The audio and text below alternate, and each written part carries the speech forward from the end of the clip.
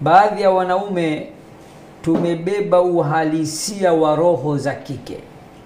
Mwanachuoni Ibn Uthaymeen anasema wala ahada, na hakuna mtu yeyote yule ya'khudhu zallat, anayependa kuchukua terezo za wenzake, mapungufu ya wenzake, wayaghfulu anil hasanat, na anaghafilika na mazuri yao, illa kana shabihan bin nisa, isipokuwa mtu huyo atakuwa anafanana kabisa kabisa na wanawake.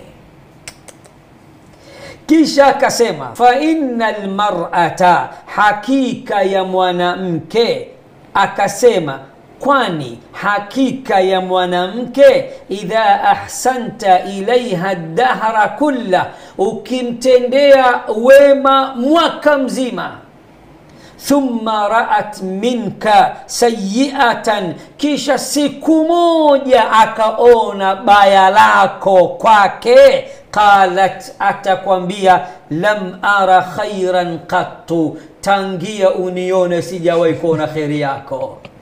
Kishki TV, nuru ya dini yako.